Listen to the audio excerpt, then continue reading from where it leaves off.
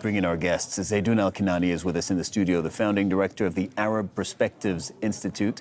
And Abdullah Al-Otaibi is with us also, assistant professor of international affairs at Qatar University. Thank you very much to both of you. So that was the U.S. Secretary of State speaking to Al Jazeera's Hasham Al-Helbara just moments ago. And there is more to come, I would stress. But let's start with what we just heard. So Marco Rubio's central claim there, the president, Donald Trump, always prefers, and the U.S. always prefers diplomacy. Zeidon, do you want to start with that? Your thoughts on that? Well, it depends how they define diplomacy. Is diplomacy relied upon the proposal and the points of the conditions? And we've also seen how that has transitioned from an idea of a complete surrender to perhaps negotiating a regime change. The Trump administration is clearly noticing the consequences of the political developments that have been taking place for the past 4 weeks. It is the same consequences that their GCC allies had warned in the lead up to even thinking about conducting this conflict from the first place, and in the continuity of it, whether it was geopolitically speaking or economically speaking. It also seems like President Trump is trying to ensure two strategic pathways depending on whatever outcome would lead the scenario. One is whether there would be a diplomatic solution.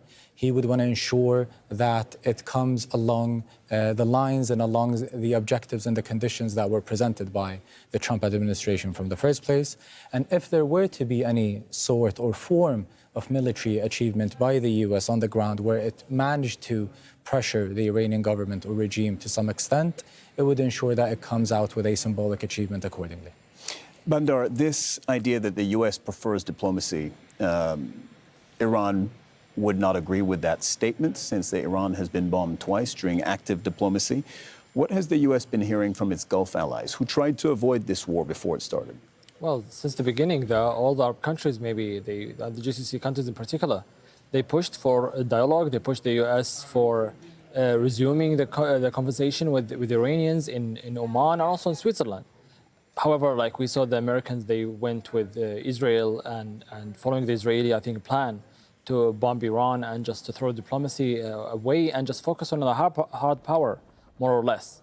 Now, I think they are realizing that this is it's getting a bit messier for them, and it's like a trap for the U.S. and for Israel as well, because the Strait of Hormuz now is a fireball in Iran's hands. They are actually just having the whole region and the world basically kidnapped by that. They are just hijacking everything now and they're weaponizing everything.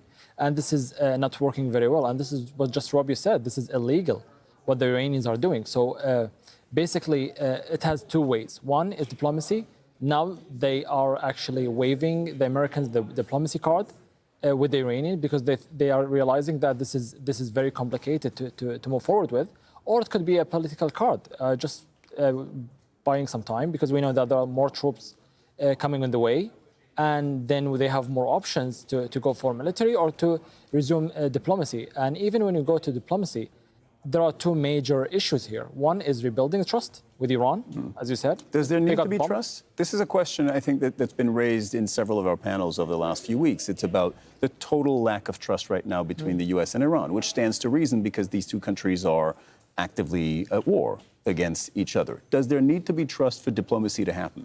That's for sure. I mean, how are you going to trust the other party, especially if you get bombed?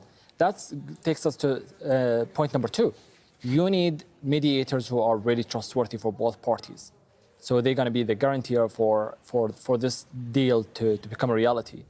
Now, for the time being, we saw some initiative from Pakistan, for example, and Pakistan is a nuclear power. And they have borders with Iran, but they have also historic relations with the U.S. Could they be the party that actually bring trust to the table? That's the question. We haven't heard anything from Pakistan meeting, and now it's 2 days, I think, since the meeting. And they met for 2 days, 4 regional powers. Pakistan was hosting, but there are 3 other countries that are involved in that effort. It's Egypt, Turkey, Saudi Arabia. Zeidon, same question to you. Does there need to be trust? Because if trust is required to end this war, we're probably going nowhere. There is no trust, as far as we can tell.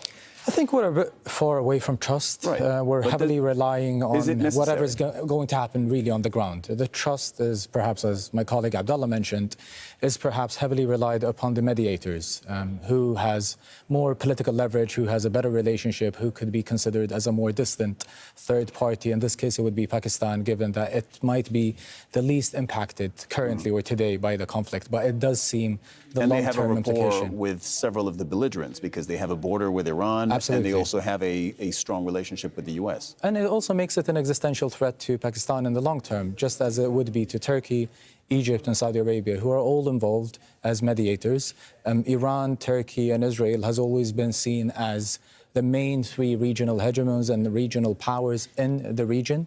Two of them are currently in direct conflict with one another, which is Israel and Iran. Egypt and Saudi Arabia have always attempted to enjoy a similar political and economic and a geopolitical status quo for many decades. Them being put or involving themselves in these talks from the first place is ensuring that they're a part of the conversation before any deal breaks out, to ensure that they would not be sidelined or isolated from any decisions that would lead to major political developments, similarly to how they were isolated and not consulted in the lead up to the war on 28th of February. Based on what we heard Marco Rubio say there, the clip that we ran, the second question he addressed was about the Strait of Hormuz. And Marco Rubio was explaining that it needs to be reopened, but he was also putting forth this argument that has been coming from the Trump administration that the countries that have the highest stake with the Strait of Hormuz being reopened should be the ones that play the biggest role. Do you feel, Bandar, that progress is being made towards reopening the Strait of Hormuz? Well, that's a good question. I mean, the Strait of Hormuz... Do we know? I'm not sure we know at this point. when you talk about the Strait of Hormuz, we talk about one of the major waterways in the world. Yeah. This is important for energy, for trade, for other things as well. Why it's closed? It's closed because Iran is using it after the US and Israel is attacking them. So we have to put it in this context, first of all. Secondly, it's important for the Strait of Hormuz to be regional. It's a regional issue.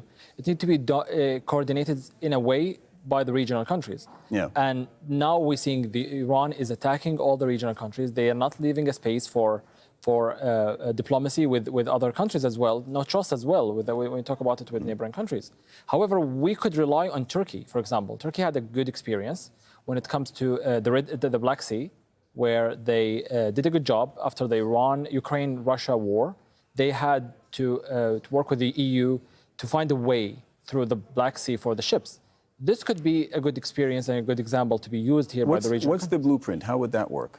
Because Marco Rubio and the U.S. are talking about a coalition still, right? They've gone back and forth on how much the U.S. wants or needs a coalition, but in these latest statements to us, to Al Jazeera, Marco Rubio is talking about, once again, about building a coalition, possibly dozens of countries. He mentioned this at the G7 as well a couple of days ago. Countries that have a stake in the Strait of Hormuz being open, taking part in reopening the strait. Well, I think that's why he said it in the G7. And also the G7, they have a meeting with the foreign ministers of the GCC very soon. I think he will address the GCC countries about this. I don't think it's, when you talk about a coalition opening the Strait of Hormuz by force, that means going head-to-head with Iran. And I don't think any country wants to go head-to-head with Iran at the moment, because we talk about a country that is acting as unreasonable, basically, in the system. And clearly there is no one we know and trust in Iran. We have the IRGC, it's taking over. And this is actually making things more messier. So I believe the only option we have now is to find a way of communication regionally, to find a way that Strait of Hormuz should be open. And we have the Omanis as well. We should rely on the Omanis because they used to coordinate and cooperate with the Iranians when it comes to the Strait of Hormuz. Okay. I think that's the time for the Omanis to step up and try to do something. So a quick reminder of the geography. The Strait of Hormuz is this very narrow waterway. On one side is Iran. You mentioned Oman. On the other side of the strait is Oman. And then next to that is the United Arab Emirates. But it really sits between Iran and Oman. Zeidon, do you think at this point the Strait of Hormuz gets reopened by force, which is something that's been mentioned? Or is it going to have to be some kind of agreement? It depends how the war turns out to be. If it will be through force, then that means the U.S. was able to set its conditions upon the Iranian regime, which could lead to a regime change. But if we were to imagine negotiations, which seems to be taking place currently through the back-channel communications, despite the consistent denial by the Iranian regime and despite the different messaging we've received from the Trump administration that some form of diplomacy would be on its way, regardless of the fact that the war is still conducted in its highest level of a militarized aspect. It seems like it will be either or, but that depends on the entire overarching picture. If it were to be opened by force, then that means the U.S. has managed to conduct the military achievements it promised from the first day of the war. Or if it were to be negotiated, it means the entire thing would have been negotiated through peace talks. All right, Zeidon Alkinani, Bandar Al-Otaibi, thank you very much for joining us in the studio this hour. We'll speak to you again. Thank you.